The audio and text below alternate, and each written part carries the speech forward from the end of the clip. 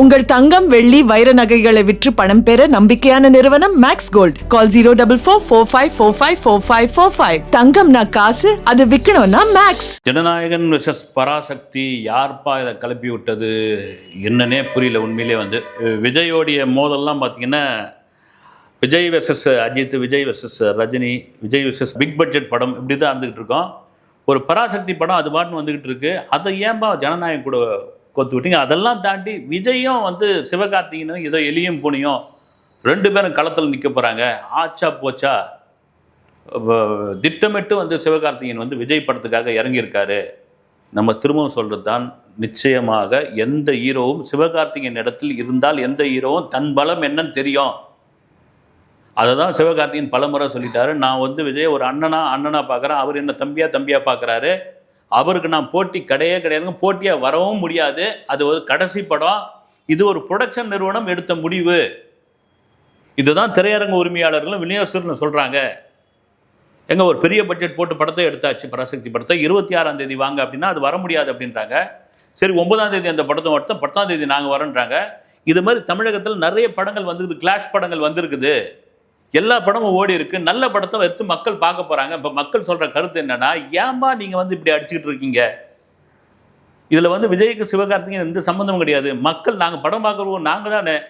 இந்த சோசியல் மீடியாவில் சண்டை போட்டுருக்கீங்களே, நீங்க யாருன்னே தெரியல.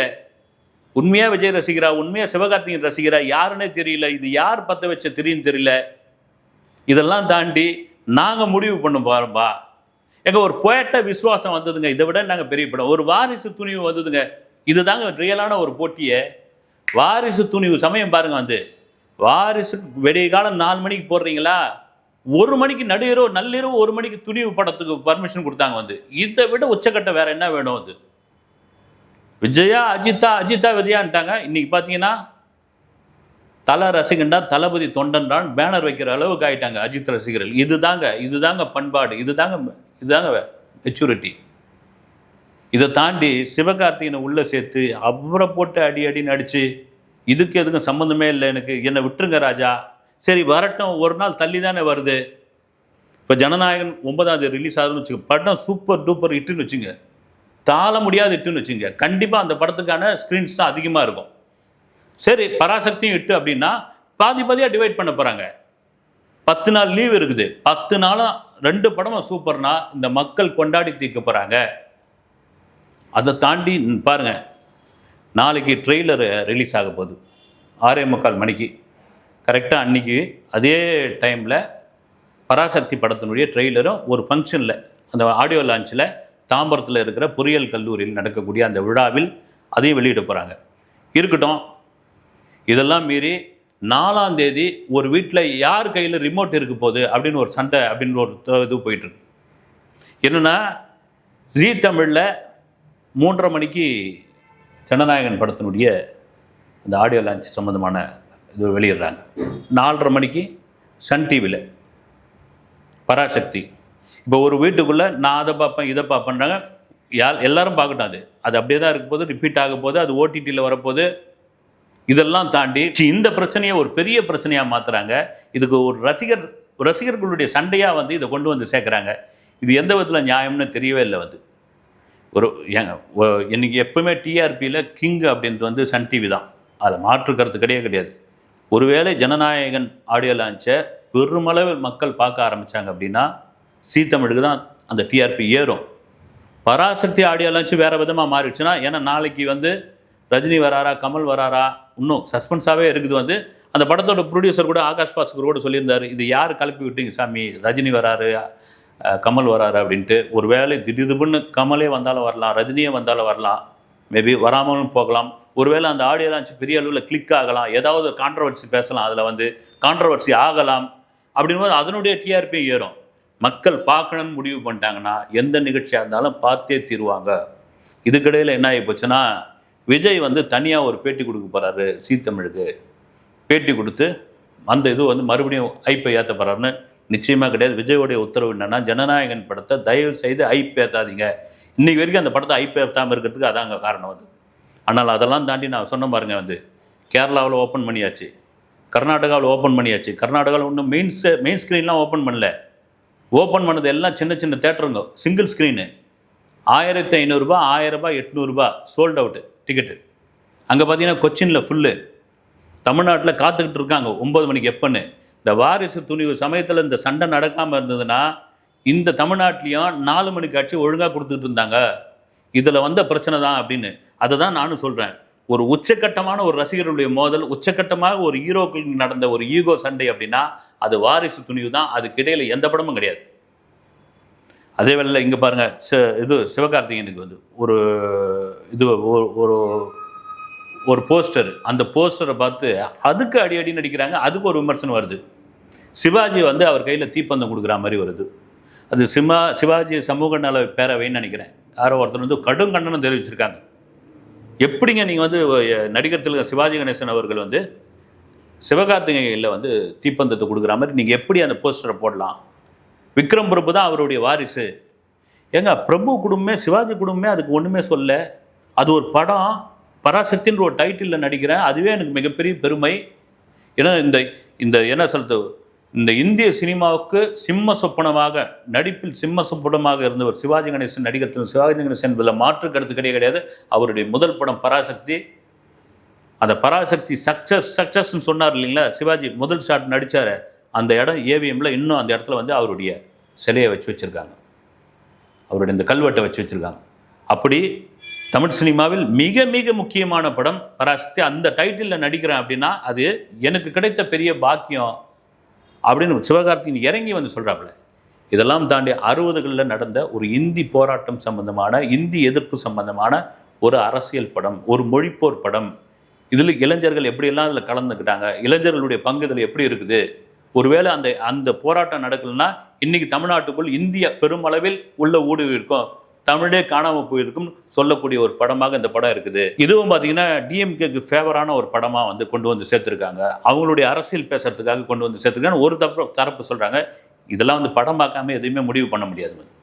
பாருங்கள், இந்த கதை திருட்டு விவகாரம் இன்னைக்கு திருப்பு வந்திருக்குது. வருண் ராஜேந்திரன் அப்படின்றவர் வந்து என் கதை தான் இது, ஏற்கனவே சர்க்கார் படத்துக்கு என் கதை தான் சொல்லி அதுக்கு ஒரு தீர்ப்பு வாங்கி அவர் டைட்டில் கார்டில் இது வந்தது. அப்புறமா அவருக்கு வந்து 30 லட்ச ரூபா கொடுத்தாங்க. இப்போ செம்மொழி அப்படின்னு எழுதின என் கதையை இவங்க வந்து பராசக்தின்னு திருடிட்டாங்க, எடுத்துட்டாங்க, கையாண்டுட்டாங்க. இதை வந்து கலைஞர்கிட்டே நான் பென்சிங்கம் படத்தினோட ஷூட்டிங்கில் நான் சொன்னேன், அதுக்கான ஆதாரத்தில் நான் வந்து கொடுத்துருக்கேன்னு கோர்ட் என்ன பண்ணாங்க, தென்னிந்திய எழுத்தாளர் சங்கத்தில் இந்த கதையை அந்த கதையை ஒப்பிட்டு பாருங்கள், ஒரு அறிக்கை கொடுங்கன்னாங்க. இன்றைக்கி அதற்கான தீர்ப்பு வந்துருச்சு. ஏன்னா 2 கதையும் வந்து ஒன்று மேட்ச் ஆகலை. அதனால் இந்த மனுவை தள்ளுபடி பண்ணுறேன், இந்த வழக்கை ஜனவரி 28ஆம் தேதி எடுத்துக்கிறேன்னு ஆச்சு. இன்னும் முக்கியமான ஒரு விஷயம்னா, அந்த தென்னிந்திய எழுத்தாளர் சங்கம் அந்த 2 கதையும் ஒப்பிட்டு அவங்க கொடுக்கவே இல்லை. அதனால் அதை ஒப்பிட்டிங்கன்னா 2 கதையை மேட்ச் பண்ணி பார்த்தீங்கன்னா சரியாக இருந்ததா என்னன்ட்டு உங்கள் அறிக்கையை ஒரு கவரில் வச்சு சீல் போட்டு எங்ககிட்ட கொடுத்துருங்கன்ட்டாங்க கோர்ட்டு. இப்படி ஒரு பக்கம் போயிட்டுருக்கு. இதெல்லாம் தாண்டி வினோத் கொடுத்த ஒரு பேட்டி. இந்த படம் வந்து 100 நாளாக, ஏதாவது ஜனநாயகம்னா 100 நாள் ஷூட் பண்ணியிருக்கிறேன். 84 நாள் விஜய் வச்சு நான் காட்சி எடுத்துருக்கிறேன்.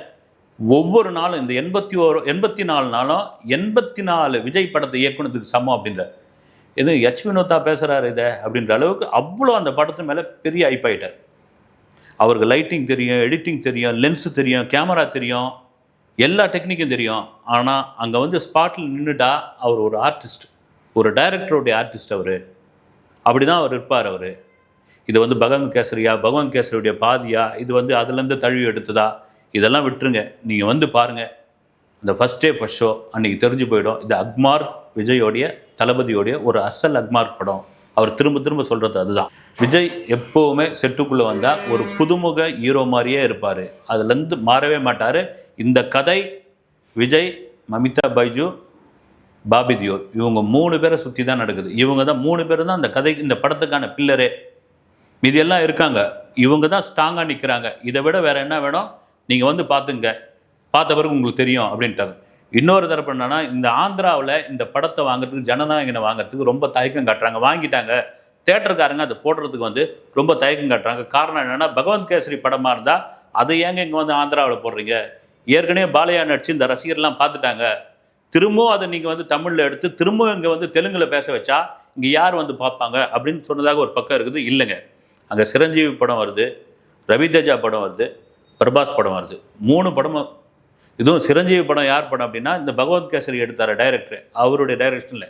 அது டைரக்டர் யாருன்னா 10,000 ரூபா கொடுத்தீங்கன்னா கூட நீங்கள் 10 கோடியாக மாற்றி கொடுத்துருவார். அவ்வளோ பெரிய கில்லாடி டைரக்டர் வந்து பக்கா கமர்ஷியலாக அடிச்சு நொறுக்கக்கூடிய ஒரு நபர் வந்து. அதனால் அங்கே வந்து ஸ்க்ரீன்ஸ் கிடைக்கிறது பெரிய போராட்டமாக இருக்குது. அதனால் மற்றது இவங்கள்தெல்லாம் போட்டது போக ஜனநாயகனுக்கு ஸ்க்ரீன்ஸ் இருந்தால் நாங்கள் வந்து கொடுக்குறோம். ஏன்னா இந்த நகரி, புத்தூர், ரேணிகுண்டா, திருப்பதி, ஊத்துக்கோட்டை இந்த பகுதியெல்லாம் இருக்கிற தியேட்டர்களில் இன்னும் வந்து ஓப்பன் பண்ணல ஜனநாயகன். அது காரணம் என்னென்னா, இது பகவத் கேசரி படம், இதை நாங்கள் வாங்க மாட்டோம், இதை போட மாட்டோம்னு எந்த தியேட்டருக்காரன் சொல்ல. இதையே அவங்க கிளப்பி விடுற விஷயம். இந்த 3 படத்துக்கான ஸ்க்ரீன்ஸ் கிடச்ச பிறகு 3 படம் அவங்க ஊரில் பெரிய படம் இல்லை. இப்போ நம்ம ஊரில் நம்ம கொண்டாடுறோம்ல, அதுமாதிரி 3 பேருமே பெரிய ஹீரோக்கள். ரவிதேஜாவும் அவங்க பெரிய மாஸ் ஹீரோ, பிரபாஸ் சொல்லவே தேவையில்லை பேன் இண்டியா ஹீரோ, சிரஞ்சீவி அவருக்கு என்றைக்கு எவர்கிரீன் மாஸ் ஹீரோ. அப்படி இருக்கும்போது இருங்க பொறுத்திருந்து இந்த ஸ்க்ரீன்ஸை கொடுக்குறேன்னு அதுக்குள்ளே ஒரு கும்பல் வந்து ஆச்சா பச்சா இது கிடைக்கல, ஸ்க்ரீன்ஸ் கிடைக்கல, அவ்வளோதான், ஆந்திராவில் இல்லை, இவருடைய வந்து வசூல்லாம் குறைய போகுதுன்னு எழுதி வச்சுங்க. ஜனநாயகன் படத்துக்கு 600 கோடியை தாண்டிய வசூல் என்பதில் மாற்று கருத்து இல்லவே இல்லை. திரும்பவும் சொல்கிறேன், Jananayagan versus Parasakthi, Sivakarthikeyan versus Vijay, Vijay versus Sivakarthikeyan, இதையெல்லாம் யாரும் வந்து கொண்டு வந்து சேர்க்கலை. உண்மையிலே எந்த பொதுமக்களும் சேர்க்கலை. சோஷியல் மீடியாவில் இருக்கக்கூடிய சில முகம் தெரியாத ஆட்கள் சிலர் வேணும்னே பரப்பல் தான் இது. யாருக்கும் வாய்க்காத்த வரப்பு சண்டை கிடையாது, எந்த சண்டையும் கிடையாது. அவங்கவுங்க படம் நல்லா இருந்ததுன்னா ஹிட் ஆக போகுது, ஓட போகுது. சிவகார்த்திகேயன் சொன்ன மாதிரி விஜயோடைய இடத்தை பிடிப்பதற்கு சிவகார்த்திகேயனுக்கு இன்னும் நாட்கள் இருக்குது, இன்னும் அதுக்காக உழைக்க வேண்டிய காலம் இருக்குது, இன்னும் அவர் வந்து ஹிட் படங்களை கொடுக்க வேண்டியது இருக்குது. அது சிவகார்த்திகேயன் தெரியும், விஜய்க்கும் தெரியும். ஆனால் அதையெல்லாம் தாண்டி விஜயோடைய 69வது படம் அரசியலில் வரப்போகிற அவருடைய கடைசி படம். இந்த கடைசி படம் எப்படி இருக்க போகிறது என்று ரசிகர்கள், பொதுமக்கள் பெரும் ஆவலோடு இருக்கிறார்கள் என்பதில் மாற்று கருத்து இல்லவே இல்லை. அடுத்த வீடியோவில் சந்திக்கிறேன். நன்றி.